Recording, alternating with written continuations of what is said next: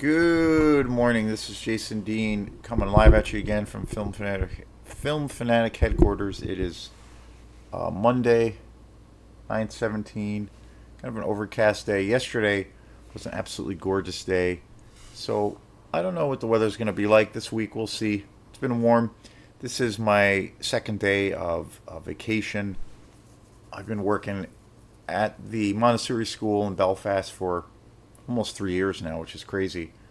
And so we were on school. School got out.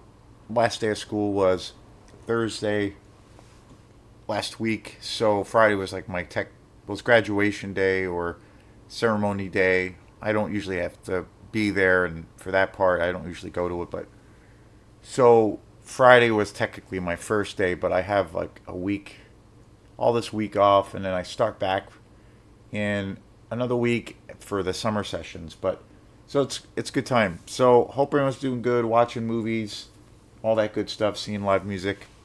Want to always thank the new folks who have come on board Film Fanatic here to check out these videos, check out these reviews, and just interacting with this whole channel, leaving some cool comments and great other movie recommendations. It's super fun, super fun. So I really appreciate the love and support. So this show is going to be about a movie that I saw last night in the theater, and there's a lot to talk about, a lot to unpack. But before I get into that, just a quick plug, like I usually try to do with the channel. I'm always, kind of integrating things about my band Quantum. So this weekend we have a couple of big shows. Friday we're going to be playing at Hot Hill Tavern, and it's like I think it starts like 6:30. Hot Hill Tavern is a pretty cool spot right in Thomaston, Maine, and I'm really excited because my buddies Ronnie, aka Enor, um, are playing, and my friend Halsey, and we both, all three of us,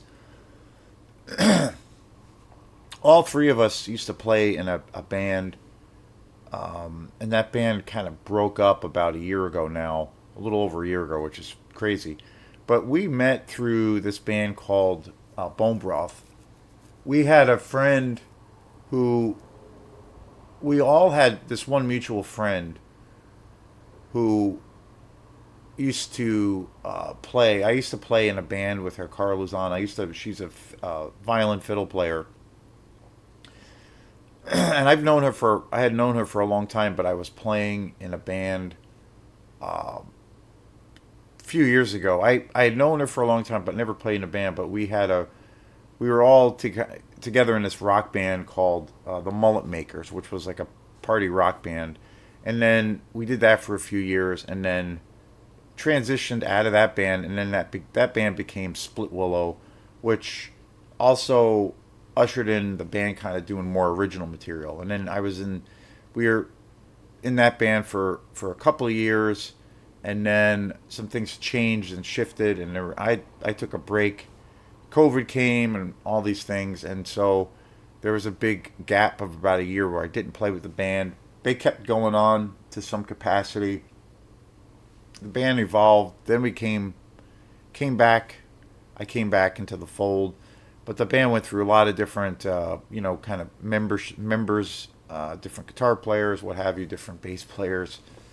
A lot of people went through that band, and then the band finally kind of got its own legs for a while. We recorded an album, and we played together for about a few years. But in the midst of that, Cara had this idea to put together this other project that was going to be all improvised, and that's how I met Ronnie and Halsey. And the other night, I saw Ronnie and had a gig with him, and I hadn't played a gig with him, and probably since Bone Broth had broken up, and we were just talking about how we met about 3 or 4 years ago through that project, and that band was all like improvised, but we all like kind of realized, oh, we all have me, Ronnie, and Halsey who played bass in the band. that we all have these like weird little electronic, side project bands. With me with Quantum, and Halsey had Halsey, which is the name of the band now. All one man shows, and then also Enor with Sonic Wallpaper, which is another one man show, and it's all electronic based music with live instruments, and but very different styles, but yet all kind of very related. And we've been able to do some shows together in different configurations with our bands, and it's been a lot of fun. But this week on Friday, all three of our electronic groups will be playing together, so pretty excited about that. And then on Sunday, we will be Quantum will be playing for the Pride Festival that's taking place in Rockland. We're going to be playing on Limerick Street, which is right kind of on the main street, main drag there in Rockland, and we're going to be playing right before the big parade. So, for a good cause, for a good thing, a show of solidarity with these crazy, fucked up times that we're living in. So, anyway, now to the movie. So, I went last night with a couple of friends. I did a little video. Sometimes I do that before I'm going to the movies. I do a little like kind of preliminary video about if it's a movie I'm really anticipating. One movie I was really really excited about seeing, and I've seen it twice, and I was blown away by it. And it's my favorite version of the classic Bram Stoker Dracula character, Robert Eggers' Nosferatu. That was one example. I did probably 2 or 3 shows on that movie already. I did like a, my thoughts about going to see it. I was really anticipating that movie, and then I did a video on my review of the movie. I saw it twice. I think I did 2 different reviews of it, and then I also talked about some of the weird kind of backlash from the public about that movie. Some of the people that, well, a lot of people really loved that movie, and it was a very successful movie. But there were a lot of people who constantly were very negative to that movie. So I talked about that, and then I also did another show on that movie where I talked about, because I bought the Blu-ray for it, so I did another review. So I do shows like this every now and then and especially movies that I go into the theater if I'm anticipating. But I went with a couple of friends, my friends Aaron and Samantha. We went to go see Bring Her Back, which is the new movie that was directed by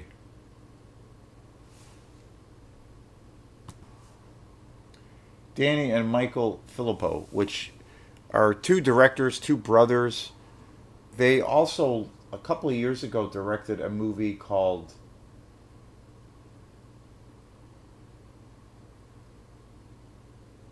Talk to Me, which is essentially a kind of a possession movie, a newer kind of modern take on kind of that genre. They're both Australian directors, I believe, and they also um, started off, and I believe they still have the channel, but they started off as YouTube guys, and then they threw their hat in the ring to become filmmakers. And Talk to Me is a movie that was very hyped up, very talked about, and I saw it on DVD after it came out. I did not see it in the theater. But that movie was very much talked about. It was very successful, and I remember, and I saw it on DVD, and I liked it quite a bit. But then I remember also having some pretty serious issues as far as keeping, where I felt like that movie didn't really keep this somewhat level of intensity throughout the story. And I felt that movie suffered from being overly hyped, even though technically, and it had a lot of great things about it that were very well done. These guys are very good directors. But I thought it was mixed for me, and I do want to see it again. I've only seen it once. I did do a review on that movie last year, I believe. So, but for bringing her back, I was kind of interested in seeing it because I know these guys are good directors, and I was curious to see that that was their first film, and I wanted to see what they're doing next. I was really curious, so I went last night to see it with some friends, and I have some very mixed things to say about this movie. Again, I think it's really, really. I think these guys as directors bring some really unique things. When we were watching the movie, I had this sense. Like my first reaction was, it is, it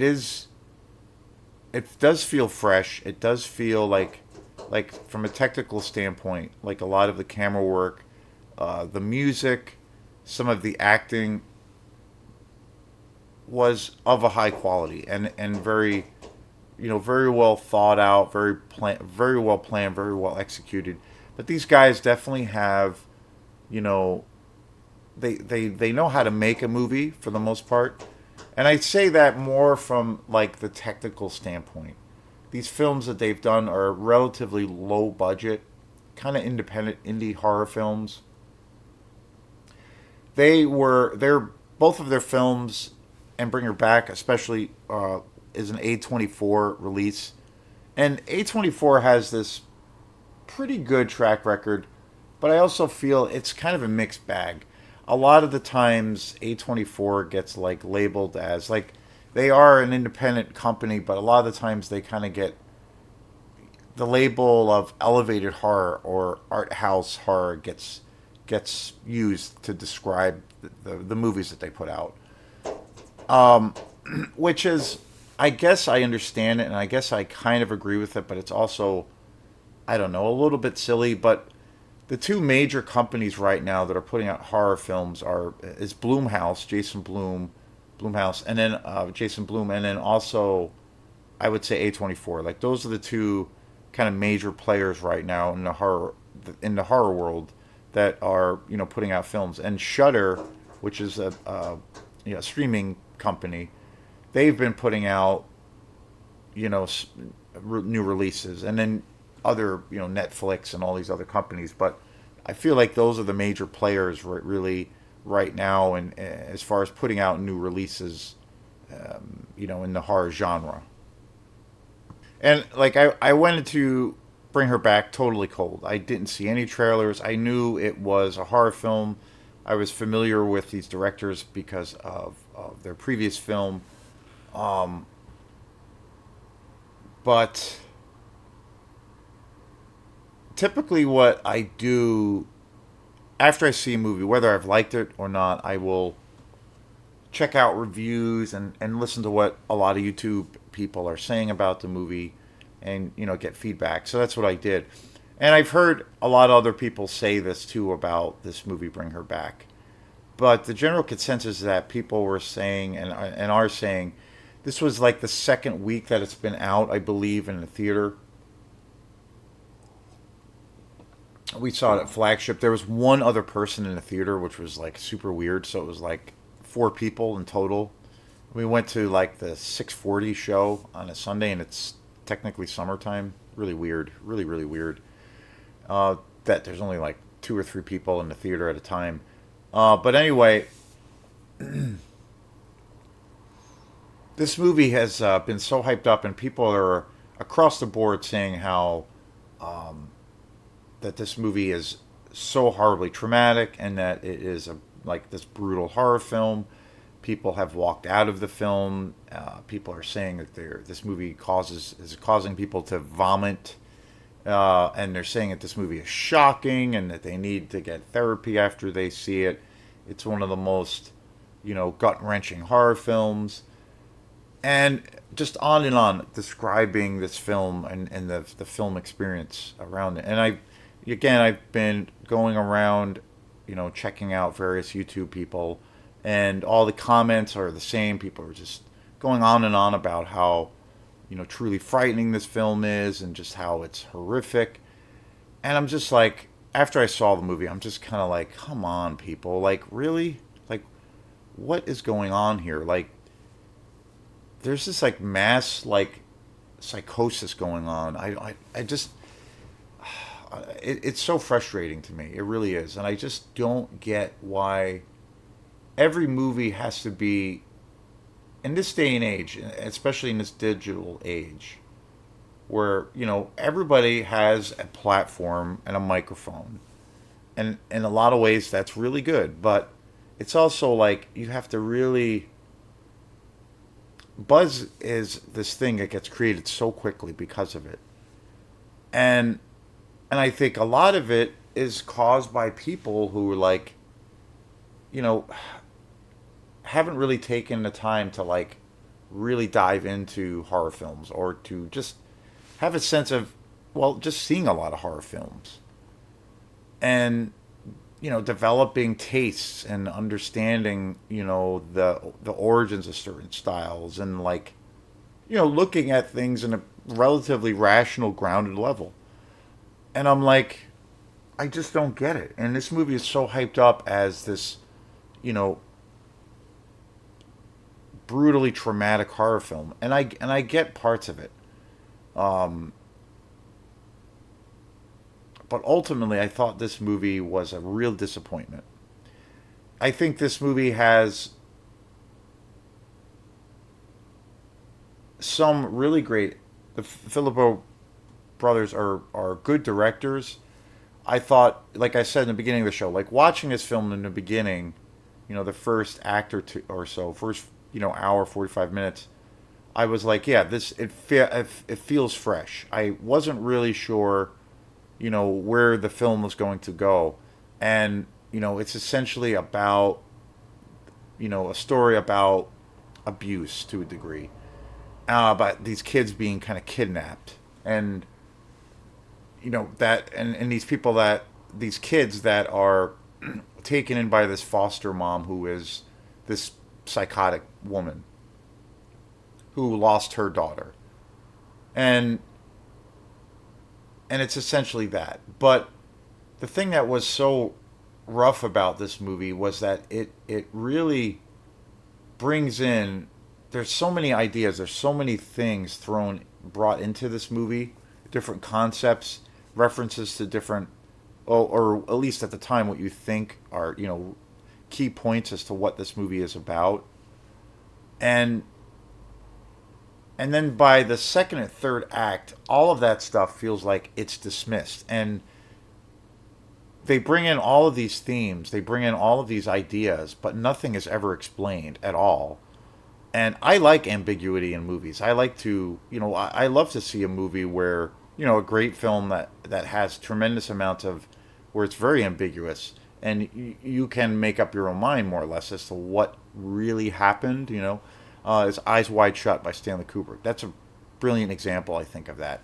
And this film has all of these very, very mysterious ideas and concepts, but nothing at the end of the movie, all of those things that are introduced are kind of canceled out and they're not explored. And there are, I came away from this film with this kind of empty feeling of like, wow, okay, there are all of these ideas and concepts as to what is actually happening, why this foster mom is doing these things. We were hinted at, all of these other elements were brought, all of these other ideas are brought into this movie, but literally nothing is tied. There's no bookends. Nothing is ever explained. There's this whole scene and sequence where these videotapes are referenced, and there's all of these kids that are, you know, you're not really sure what's going on, but there's like some kind of, I don't know, like a zombie or some kind of possession thing going on. This idea of transference of power and spirits from one body to the next, and that's used as a reference point in this movie. There's no explanation to that at all. There's all of this kind of symbolism, to a degree, like occult symbolism that is not ever explained, and why it's a part of this movie. And essentially, this movie is about these kids that are held captive and by this by this lunatic mom who lost her kid, and she is completely she's completely a psychopath, and she's trying to bring her daughter back through these methods, and it's they introduce all of these things, but nothing is ever explained. And I came away from it being like, well, okay, this third and fourth act of this film, they just completely ignored all of these things they brought to the table, all of these concepts, and there's no explanation as to okay why this is even a thing. And I'm like, yeah, it's one thing to kind of have an ambiguous idea or concept where you know, and I like to be able to I love to be able to watch a movie and have a space of where I can kind of make up my own mind, my own ideas as to what why certain things have happened. You know, that's really great, and that's very, you know, it gives it a very literary kind of sense to the story. But this just, I feel, flat out dismisses any of those things that are brought to the table, and there is like zero explanation to any of these things, and it makes absolutely no sense. So it cancels. I felt like the last act of this film kind of cancels out any of those other things that are kind of established, because there's literally no explanation. So I'm like, what was the point of those things? And as far as the violence and the dark nature of this movie, yeah, there's some pretty gnarly gore. There are some pretty disturbing scenes in it, but you know, it's out. Everything is over. I think is outshadowed by those problems in this movie. You know, I think of a movie like Ari Aster's Hereditary, which is a movie that is about a lot of things. It's essentially a horror film, a cult an occult folk horror film to a degree. But at its core, it's about a family, and you know, starring Tony Collette and Gabriel Byrne, and it's about this family. It's kind of a melodrama at its core, and there's a lot of metaphor. It's layered. There's a lot of different pieces to this puzzle, and the kind of the exterior. You know, Ari Aster's even explained that movie where at the heart of it, of that story, Hereditary, it's a melodrama, which I think is totally spot on. And you know, the dressing of the film is a horror story. But the thing about that movie, Hereditary, is that you know those those layers, those ideas, those concepts as to why these characters or why these things are happening in this universe are explained, and things are cohesive. They are tied together. They make, you know, rational sense, even though it's a, you know, a fantastical, you know, fictional horror film. There's a cohesiveness, and those things are all the dots are connected, and it's such a well executed film. And that movie, I think too, like everybody wants to talk about how all new horror films are about just trauma and baggage. And that film, for me, is Hereditary is very much about that. It's about, you know, grief and loss, and the the struggles between, you know, parental figures, a mother and a daughter, and her, you know, her trying to deal with this grief of her mother passing, and then trying to keep her family together. And but yet there are all of these things, these really dark things that are buried under the surface, but they're coming out. And so I think that movie is, you know, if you're going to say that movie is about trauma, but this, you know, this movie does not do. I feel like Bring Her Back does not do any of those things. It does not tie any of those concepts and ideas together. It's so ambiguous where I feel like the filmmakers, the Filippo brothers, abandoned. The film was going in somewhat one direction, and I felt like once they got to a certain point, they decided to abandon all of those things that they were bringing to the table and just move it into a different direction. And again, this movie is very dark. The cast is really good. I think this film has some good attributes.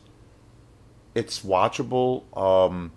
They are good directors. The cast, I think, is was very good, especially the lead, played by Sally Hawkins, who is a real seasoned actress. Um, Billy Barrett is really great in it. Sora Wong is pretty fantastic in it.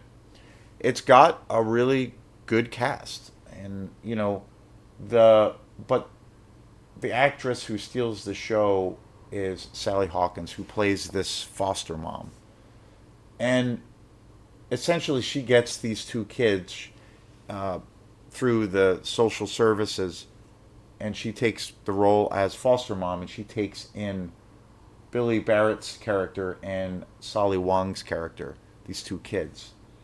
And the father had just passed away um, through through terrible circumstances. The father of Billy Barrett's character, and they do a pretty good job in this movie as far as explaining like kind of the relationship between the father and the son, and they explore that pretty heavily, which is good. And they do Sally Hawkins' character. They do to a degree explore her relationship with like her daughter who died through drowning. They do, but all of these other elements as to where her character is talking about where she essentially seems to have this pact with she refers to this force like a some kind of supernatural force as this angel, and she has this pact with this angel that, and she has to follow these certain rules, and then she will eventually get her daughter to come back from the dead, and that so it has elements of a little bit of the occult, meaning that she has to ritualistically follow these rules or laws, but they don't really explain anything in regards to that, like why that is a thing. These mysterious videotapes that are always referenced in the movie, that are shown throughout, where there's a group of these kids, and it's this idea of passing on the soul to other people, and they are also these these kids and characters that are in these videotapes are like basically they turn into these demons and monsters, and they are essentially eating each other, all of these things, but none of that stuff is ever explained. And there's also the symbolism with where the house is. There's a giant circle, and the idea of like if the kids are brought out of this circle, they essentially can't they can't really live. They have to they're in this protective circle, and it's part of this pact with this like angel demon. None of that stuff is ever explained, and it's really, quite frankly, just super annoying, because all of these things are explained, or all these concepts that I'm talking about are brought to the table, but nothing is tied. None of the dots are connected to me, and it's really too bad, because I think, like I said, when we were watching this movie, I felt like, yeah, these guys are good directors. Everything, for the most part, the way it was shot. There's a lot of really great music in this movie. There is some really great cinematography. There's some real interesting kind of original angles that we are kind of introduced to some of these characters. It does have this thing of like, okay, like as I was watching this movie, I was like, okay, I'm into this. This feels original. It feels fresh. It feels like something I haven't really seen before. and then it starts really diving into bringing in these other elements, like hinting at to why this mother is doing this, and what are these rules that she's following, where she is supposedly doing this because of her kind of pact with this like angel or devil figure. Again, the videotapes where she's referencing, where it looks like there's like these weird rituals going on, but nothing is ever explained. The use of the circle, um, and these like certain things that she has to implement in order to essentially bring her ritualistically bring her daughter back. None of that stuff is ever explained, and it's such a big part of the movie. It was so, it has all of this great setup, and again, from the technical standpoint, again, when I was watching this movie, the first couple acts, I'm like, okay, this feels fresh, this feels unique, this feels cool, like I can get behind this, and I was digging it. But then once these other, once there is a degree of explanation, and the kind of more or less the origins of the story as to why we are here, which was intriguing and interesting. But then by the third act of the film, all of those ideas I felt like were just completely abandoned by the directors, and I have no idea why that was a thing. You know, Again, perfect example of films that have lots of layers, Hereditary, but all of the things that was brought to the all of those ideas were brought to the table that were brought to the table were explained. And even films like I said, Eyes Wide Shut, very ambiguous film. There's room to kind of make up your own mind as to what the conclusion was, but it's still cohesive. And this movie is not cohesive in any way, shape, or form. And as far as people just saying, "Oh my God, I couldn't get through this movie. I had to like throw up in my, I almost threw up in my mouth, or I had to walk out and just so like traumatized." And it's like, yeah, the movie does have some shocking violence at times in it. One of the characters does essentially like he starts like eating his own flesh. Like there are some scenes in it. There's one particular scene in the film where it's pretty gnarly, but come on, it's like I've seen other. I think Hereditary is way more of a jarring film, way more of a visceral experience.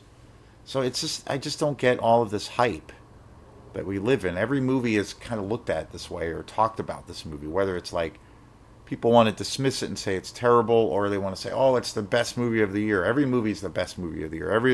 Every horror movie that comes out now, that's the most. It's the most brutal experience you'll ever have. I mean, it's like where's the levity? Where can you just And I think it's a lot that I think this happens all the time now with films, and it's super frustrating being a fan of films because of this like clickbait mentality that we have, where it's got to be salacious and seductive and over the top as far as how we're going to talk about things. I mean, there's no levity, and it's like just look at it for what it is. I mean, you're not.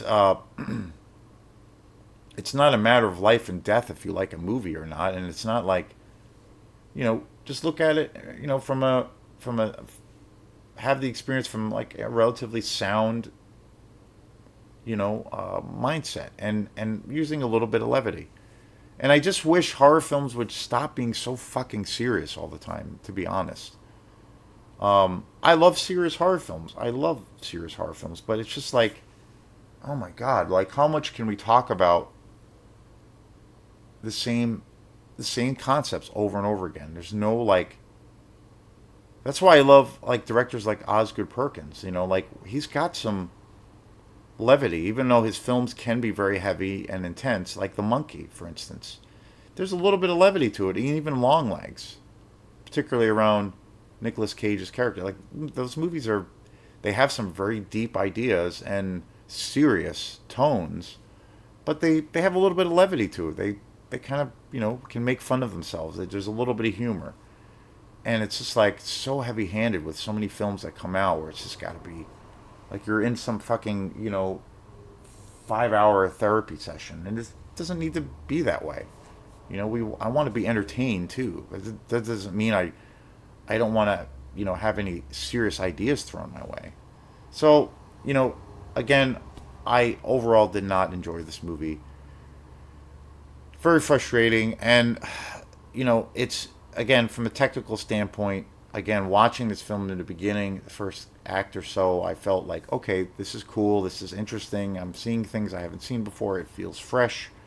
The cinematography was interesting. The way the characters, the way these were introduced to these kids, how that's set up. The acting is very good. Sally Hawkins is amazing in this movie. She plays a very complex character, but when they get into kind of the meat and potatoes of the movie, where they're introducing the ideas as to why things are the way they are, the for me the film becomes a total epic fail, and the directors abandoned everything that they somewhat established.